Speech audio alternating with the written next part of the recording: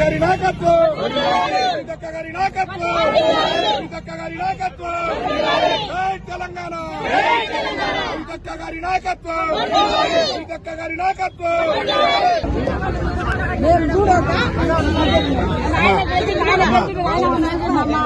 మమ్మల్ని మోహన్ చేసేవాడు, మోహన్ చేసేవాడు బీబీ గోళ్ళు సురగోలు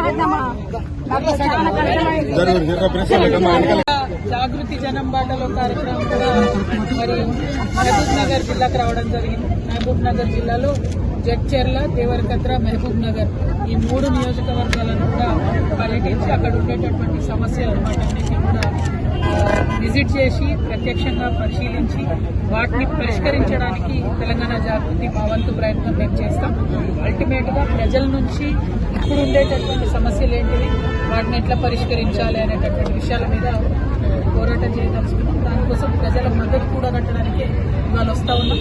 అనేకమైనటువంటి ప్రామిసులు చేసి అనేకమైనటువంటి మాటలు చెప్పి కాంగ్రెస్ వాళ్ళు ఇవాళ గద్దెకెక్కడం జరిగింది. 2 సంవత్సరాలు గడిచిపోతున్నది. ఈ 2 ఏళ్లలో కూడా మరి ఇచ్చినటువంటి ఒక్క మాట కూడా వాళ్ళు నిలబెట్టుకోలేకపోయింది. ఫ్రీ బస్ ఒకటి ఇచ్చింది తప్పితే పెన్షన్ పెంచడం కానీ, ఇల్లు ఇవ్వడం కానీ, ఉద్యోగాలు ఇవ్వడం కానీ, మహబూబ్ నగర్ జిల్లాలో ఉండేటటువంటి ప్రాజెక్టులు పూర్తి చేయడం కానీ ఏ ఒక్క కార్యక్రమంలో కూడా వీటన్నిటి మీద ప్రజల దగ్గరికి పోతాం. అన్ని నియోజకవర్గాల్లో ఈ 3 నియోజకవర్గాల్లో ప్రత్యక్షంగా ఉన్న సమస్యలన్నీ కూడా చూడడం జరుగుతుంది. Thank you. జై తెలంగాణ. జాగృతి తరఫున ఏం పిలుపుస్తున్నారు ఓటర్లకి? ఎన్నిక అనేది బై ఇన్సిడెంట్స్ వచ్చినటువంటి ఎన్నిక. అన్ఫార్చునేట్లీ గోపీనాథ్ నగర్ చనిపోయినప్పుడు వచ్చింది కాబట్టి ఆ విషయంలో తెలంగాణ జాగృతి ప్రమేయం లేదు, మాకు పాత్ర లేదు. జూబ్లీహిల్స్ ఎన్నికల్లో మాకు అవసరం లేదు. ఎందుకంటే జూబ్లీహిల్స్ ఎన్నికల్లో ఏ పార్టీ గెలిచినా ప్రజలకు వచ్చేది ఏం లేదు. అల్టిమేట్ గా ప్రజలకు కావాల్సినటువంటి కార్యక్రమాలు చేపించడానికి ప్రతి జిల్లాలో పర్యటన చేస్తూ ఉన్నాం. ఇక్కడ ఒత్తిడి పెంచడం ద్వారా ఇక్కడ పనులు పూర్తి చేస్తే ప్రజలకు లాభం అవుతుందని నమ్ముతున్నాం. జూబ్లీహిల్స్ ఎన్నికల్లో మాదేమీ స్టాండ్ లేదు. Thank you. ఏం లేదు మేడం, ఇక్కడ భూములు చేసుకోనికి ఏం లేదు. మాకు భూమి ఇస్తామన్నారు కదా, ఓన్లీ 25 లక్షలు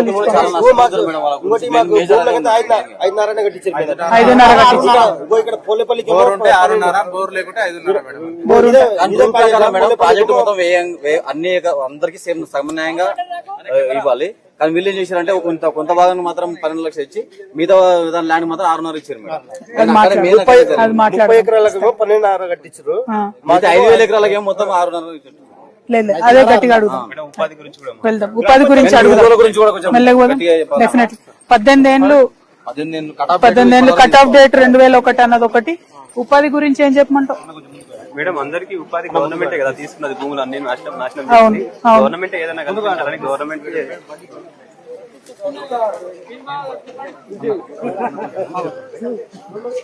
మన వాళ్ళు వచ్చి చూసిరా ఎక్కడన్నా ఇది వరకు? బీఆర్ఎస్ వాళ్ళు రాలేదా? 2 ఏళ్ళలో ఎప్పుడు రాలేదా? పనులు అయితే లేవు కదా, మరి ఎప్పుడు అడగలే?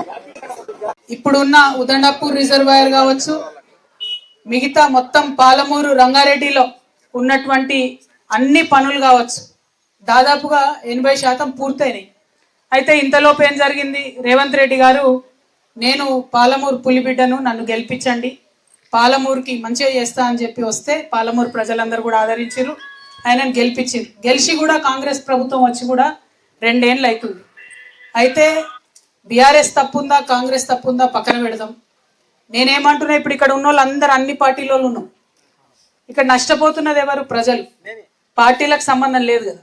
నేను అనేది ఒకటే, ఎప్పుడైతే ప్రాజెక్టు మనం మొదలు పెట్టినామో అప్పుడు ఇక్కడ ఉండేటటువంటి ప్రజలు, ఈ మొత్తం ముంపు గ్రామాల ప్రజలు పెద్ద మనసు చేసుకొని మా భూమి జాగా పోతే పోయింది, కానీ 5 లక్షల మందికి లాభం జరుగుతుంది, 5 లక్షల ఎకరాల పైచీలకు నీళ్లు వస్తాయి ఈ రిజర్వాయర్ కింద అని మీరందరూ కూడా ఒప్పుకున్నారు. వెళ్ళిపోతాం మేము ప్యాకేజ్ తీసుకొని అని. ముందుగా మీ పెద్ద మనసుకి మేము హృదయపూర్వకంగా నమస్కారాలు తెలియజేస్తున్నాం. ఇంకా ఒప్పుకోనటువంటి వాళ్ళు ఉన్నారు, కోర్టు కేసులు ఉన్నటువంటి కూడా ఉన్నాయి.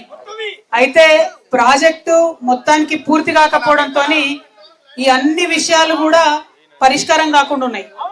ఇవాళ ఉదండపూర్ గ్రామస్తులకు, అదే విధంగా మిగతా గ్రామాల్లో ఉన్న ప్రజలందరికీ కూడా చెప్పేది ఒకటే, నేను ప్రాజెక్టు కట్టడం అన్నది ఆలస్యం అవుతున్నది.